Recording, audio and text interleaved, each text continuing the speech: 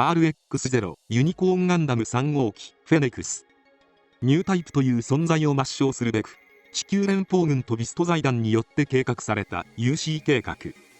この計画によって生み出された RX シリーズである RX-0 ユニコーンガンダムと RX-0 バンシーは、ビスト財団の思惑と陰謀が強く働いており、そのことに不満を抱いた一部の連邦軍幹部が、ビスト財団から主導権を奪い返すため、ユニコーンとバンシーに対抗する形で開発されたのがフェネクスである。フェネクスの初出作品は機動戦士ガンダムユニコーン1オブ72となるが、後に小説版、劇場版、漫画版など様々な媒体に登場し、ナイトロの搭載やアームドアーマー DE の形状など微量ではあるが、機体設定の変更がたびたび行われている。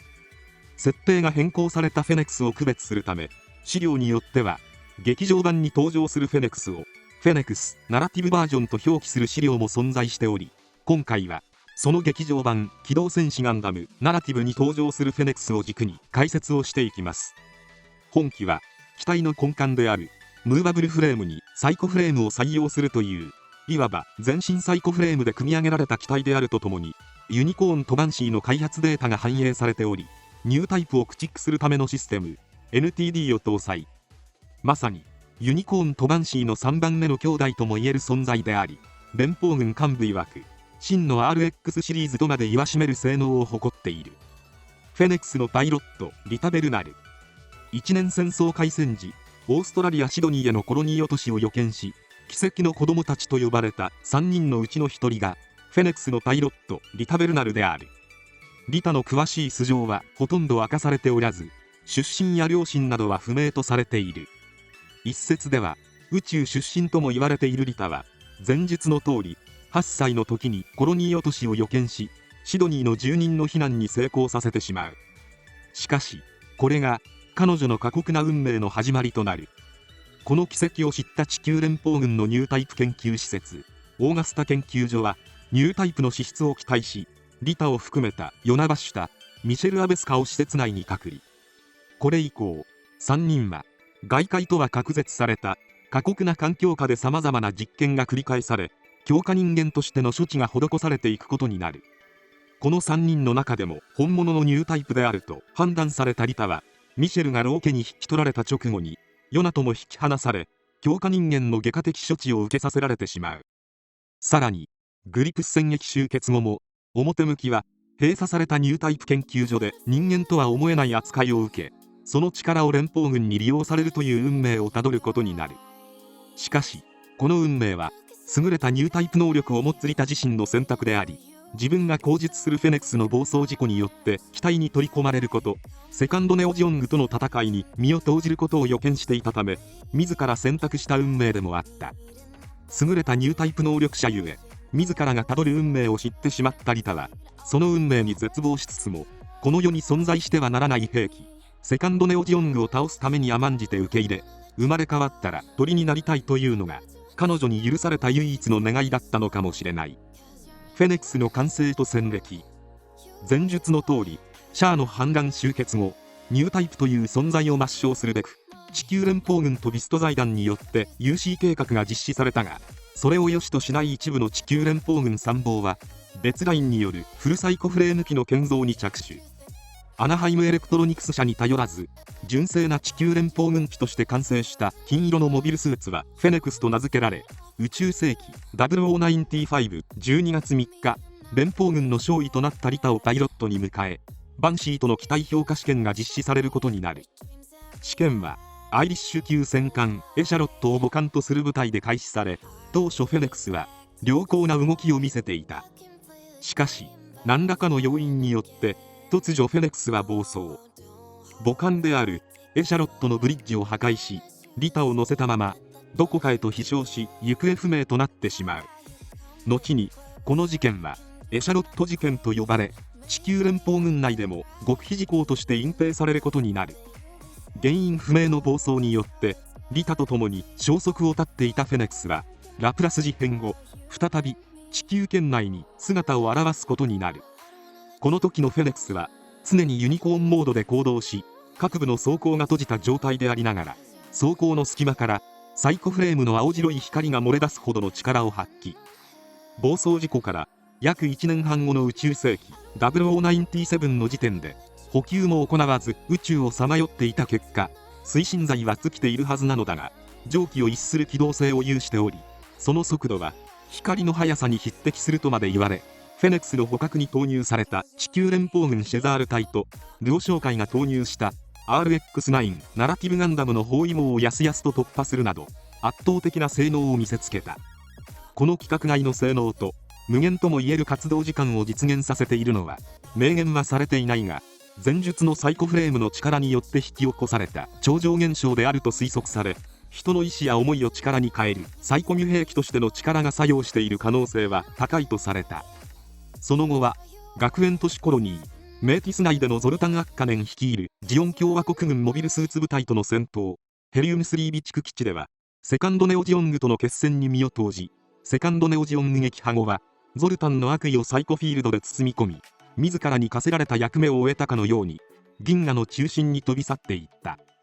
超常的なフェネックスの力。 RX シリーズはラプラス事変で見せたサイコフレームによる力によってコロニーレーザーを搭載するなどの人知を超えた超常的な力を発揮したことからシンギュラリティ1、つまり技術的得意点と呼ばれるようになり、フェネックスもその力の一端を発揮している。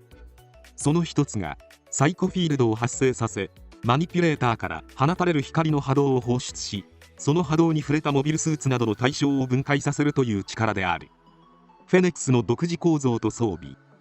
兄弟機であるユニコーンは一角獣、バンシーは獅子、そしてフェネックスは不死鳥を模した外観をしており、デストロイモードへと変形を遂げた時、フェネックスの頭部は不死鳥の翼のようなブレードアンテナが展開され、この時のセンサー有効半径は測定不能であるが、ユニコーンモード時では23700メートルという非常に広いセンサー性を有している。継戦能力を高めるためのユニコーンモードでは各部装甲が閉じられ、サイコフレームが覆われているが、フェネックスに至っては通常戦闘時や高速移動時に青色のサイコフレーム発光色が漏れ出す現象が発生している。さらに背部にはサイコフレーム兵装であるアームドアーマー DE を2機装備しており、先端にメガキャノン、後端には展開式スラスターが搭載されたことで機動力と火力の向上が図られている。このアームドアーマー DE はバンシーノルンに装備されていたものとは形状が異なり、後端にテール状のスタビライザーが備え付けられている。2機のアームドアーマー DE を遠隔操作することでファンネルのように飛翔させ、相手に対して直撃させるという使い方も可能となっている。また RX シリーズ共通のビームサーベルも装備しており、バックパックに2本、両腕部に2本、計4本のビームサーベルがマウントされ、両腕部の2本はデストロイモード時にビームトンファーとしての使用も可能となる。アームドアーマー。フェネックスの背部に装備されていたアームドアーマー DE は RX0 シリーズ共通に開発された増加サイコフレーム兵装の一つであり、DE 以外にも並行して3種の兵装が開発された。このアームドアーマーシリーズはサイコフレームの共鳴性を利用し、 RX0 シリーズの機能拡張を図るという設計思想が取り入れられている。主に RX02 号機であるバンシーへの装備が優先され、戦況に合わせた換装を可能にしていた。アームドアーマー DE。 バンシーとフェネックスに装備されたシールド装着式のアームドアーマー DE とは Defense Extension の略称であり、サイコフレームの内蔵と展開式スラスター、メガキャノンで構成されている。展開式スラスターは上部に4箇所、下部に2箇所搭載されており、背部に装着することで可変モビルスーツに匹敵する機動性を得ることができる。さらに行動半径を格段に向上させ、下部に搭載されたメガキャノンによって攻撃力の向上も図られている。アームドアーマー XC。 バンシーノルンに追加装備された官能波装受信機能を拡張するアームドアーマー。バンシーノルンのバックパックに装備され、ジェネレーター出力を強化する機能を持つとともに、デストロイモード時には頭部のブレードアンテナと連動することで獅子のたてがみのような形状へと展開。これによって官能波の送受信能力が強化され、ニュータイプ能力の低いパイロットや非ニュータイプであってもニュータイプ専用機のような動きが可能となる。サイコフレーム兵装というよりはサイコミュデバイスに近く、強化パーツの役割が強い装備。X シートは Xeno Connect. との略。アームドアーマー BS。高精度の予測射撃を可能にした変光ビームスマートガン。内蔵するセンサーユニットから空間データをサイコミで感知し、高精度の予測感知を実現したことで、まるで誘導兵器のような追尾性と命中率を誇るビーム兵器として完成している。BS とは Beam Smart Gun. ガンの略称。アームドアーマー VN。近接格闘専用のアームドアーマー。強固なサイコフレームの特性と超振動を利用することで攻撃力を飛躍的に高め、4本詰めによる振り下ろしによってあらゆる物質をズタズタに破壊する威力を誇る兵装。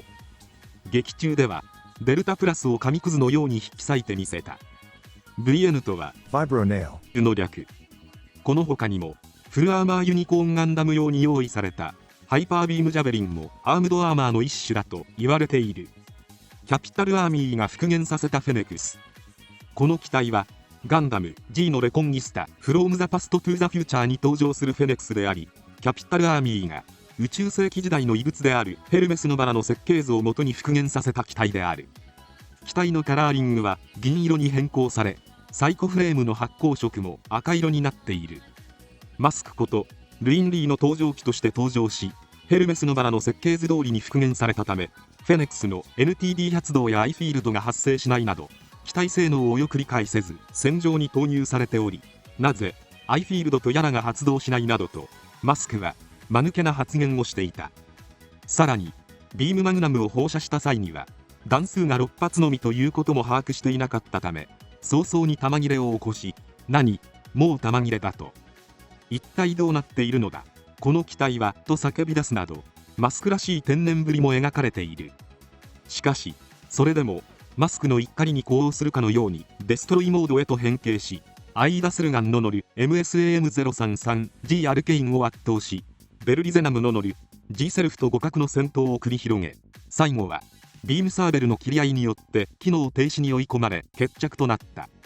先んじて地球連邦軍に納入されたフルサイコフレーム機の素体をもとに連邦軍純正の機体として建造されたフェネックスは奇跡の子供たちの一人であり、高いニュータイプ能力を持つ少女リタ・ベルナルの蒸気として運用された。しかし評価試験での原因不明の暴走事故を契機にフェネックスは消失。パイロットであるリタの姿もコックピットから消え失せ、来たるべきセカンドネオジオングとの戦いに備え、無人のまま宇宙空間をさまよい続けた。その時点ですでにリタの肉体は役目を終え、魂のみがフェネックスに宿った状態となっており、セカンドネオジオングを撃破後は再び地球圏から姿を消すことになる。以上、ガンダムフェネックスの解説を終わります。最後まで動画をご視聴いただきありがとうございました。チャンネル登録、高評価よろしくお願いします。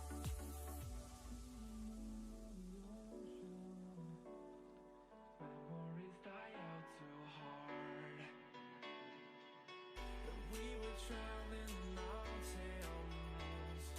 just to find out